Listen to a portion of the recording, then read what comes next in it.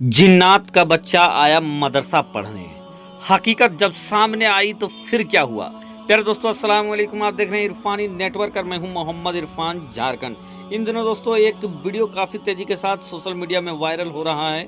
वो है जिन का बच्चा मदरसा पढ़ने आया। चलिए दोस्तों, वीडियो का आगाज़ करते हैं।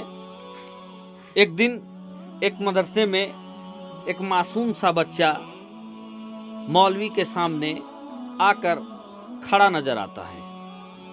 हुआ यूं कि मदरसा में मौलाना साहब बच्चों को पढ़ा रहे थे। बहुत सारे बच्चे वहां पर पढ़ रहे थे कि अचानक से एक छोटा सा मासूम सा बच्चा आकर मदरसे के दरवाजे पर खड़ा हो जाता है। मौलाना के तरफ टुकटुकी लगाकर देखने लगता है। मौलाना जब बच्चों को पढ़ा रहा था तो पढ़ाते पढ़ाते जब उनकी निगाह उस बच्चे पर पड़ी तो मौलाना ने उस बच्चे को इशारा करके बुलाया अपने पास। उस बच्चे की मासूम चेहरे को देखकर मौलाना को उसके ऊपर तरस आ गया। बच्चे से पूछा, बच्चे कौन हो तुम और कहाँ से आए हो? उस बच्चे ने जवाब दिया कि मौलाना साहब, मैं आपके मदरसे में पढ़ना चाहता हूँ, मैं कुरान पढ़ना चाहता हूँ, सीखना चाहता हूँ। इस दुनिया में मेरा कोई नहीं है, मैं यतीम हूँ और इधर उधर मैं मांगते हुए यहाँ पर आया और जब मैं बच्चों को पढ़ते हुए देखा तो मेरे दिल में भी ये ख्वाहिश हुई कि मैं भी पढ़ूं। और मैं आपसे गुजारिश करता हूं कि आप मुझे जैसे जिस हाल में रखेंगे मैं यहाँ पर रहूँगा मदरसे में और मैं पढ़ना चाहता हूँ। उस मासूम बच्चे की बातों को सुनकर मौलाना साहब का दिल पिघल जाता है और वो कहते हैं कि अच्छा ठीक है, शरारत मत करना, बदमाशी मत करना, तुम मदरसे में रहना और मदरसे में पढ़ना। फिर क्या था दोस्तों, दिन बीतने लगते हैं। वो बच्चा उस मदरसे में पढ़ने लगता है, बड़ा शालीनता के साथ पढ़ने लगता है, दिल लगाकर पढ़ने लगता है और कुछ ही दिनों में वो बच्चा दूसरे बच्चे के बनिस्बत बहुत तेजी के साथ पढ़ने लगा और याददाश्त भी उसका माशाल्लाह बहुत बेहतर थी। तो जिससे मौलाना साहब भी उस बच्चे से काफ़ी खुश थे और वो बच्चे को काफ़ी खुशी के साथ वो पढ़ाते। जो भी उसको सबक मिलता बच्चा याद करके फौरन मौलाना साहब को सुना देता था। बच्चे का दिमाग जहन जो था काफ़ी ज़्यादा तेज़ था। अब दोस्तों दिन गुजरता गया और बच्चा धीरे धीरे आगे बढ़ता गया और कुरान शरीफ तक वो पढ़ने लगा।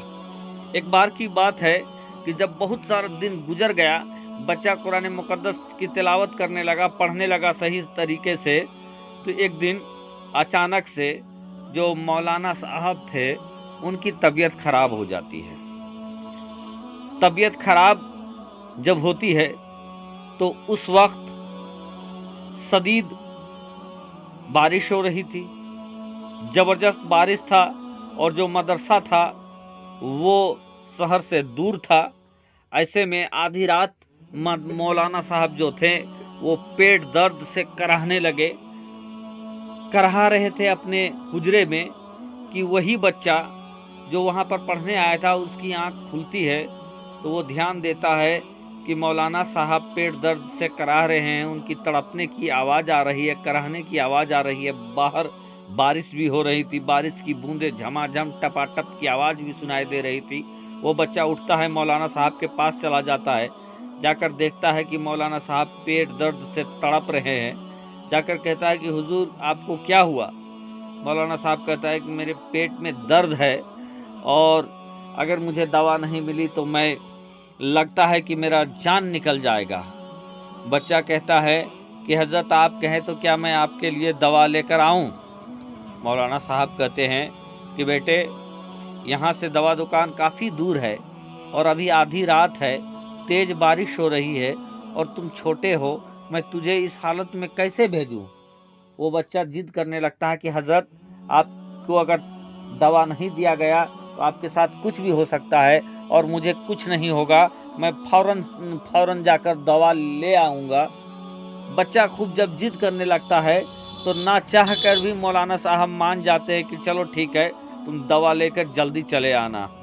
इधर क्या था, जोर की बारिश हो रही थी, मौलाना साहब अपने हुजरे में थे कि बच्चा निकलता है और निकलने के बाद फ़ौरन जाता है और कुछ ही मिनटों सेकंड में ढेर सारी दवा लेकर वो हुजरा जहाँ पर मौलाना साहब ठहरे थे उस हुजरे की बाहर आकर दवाइयों का अंबार रख देता है और आवाज़ लगाने लगता है कि मौलाना साहब आइए, मैं आपके लिए दवा लेकर आया। जब मौलाना साहब अपने दरवाजे को खोलकर बाहर देखते हैं तो उनकी आंखें फटी की फटी रह जाती है कि बाहर दवाइयों का ढेर लगा हुआ था और वो बच्चा पल भर में गया, पल भर में इतनी सारी दवाई कहाँ से लेकर आया। मौलाना साहब को कुछ समझ में नहीं आ रहा था। मौलाना साहब को शक हुआ कि आखिर ये बच्चा इतनी तेजी के साथ गया और कैसे इतना सारा दवाई लेकर आया।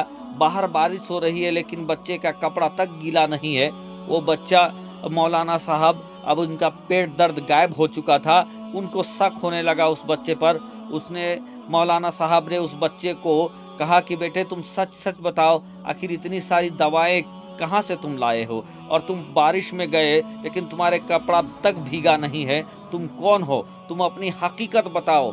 देखो मैं तुम्हारा उस्ताद हूँ और तुम अपनी हकीकत बताओ कि आखिर तुम कौन हो, कहाँ से इतनी सारी दवाई लाए। जब वो मौलाना साहब जब उस बच्चे को पूछने लगते हैं तो वो बच्चा क्योंकि झूठ बोलता नहीं था, उस बच्चे ने आखिरकार अपनी असलियत को बयान किया और कहा कि मौलाना साहब मैं असल में एक जिन का बच्चा हूँ और जब भी मैं रास्ते से गुजरता था तो यहाँ बच्चों को मैं पढ़ते हुए देखता था, बड़ा सलीका से वो कुरान पढ़ते थे, तो मेरे अंदर भी ये हसरत पैदा हुई कि मैं भी आपसे कुरान सीखूं पढ़ूं और इसीलिए मैं एक मासूम यतीम बच्चे का भेष बनाकर मैं आपके पास पढ़ने आया था। जब इस हकीकत को मौलाना साहब सुनते हैं तो उनके पैरों के नीचे से ज़मीन खिसक जाती है और वो मौलाना साहब सोचने लगते हैं कि अगर इस बच्चे की हकीकत अगर दूसरे बच्चों में जाहिर हो गया तो सारे बच्चे डर जाएंगे और हो सकता है मदरसा छोड़कर भाग भी जाएंगे।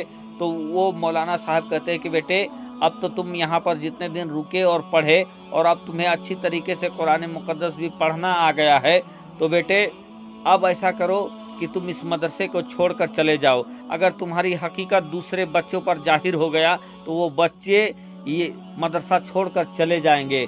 तो मैं तुमसे गुजारिश करता हूँ कि तुम ये मदरसा छोड़कर चले जाओ।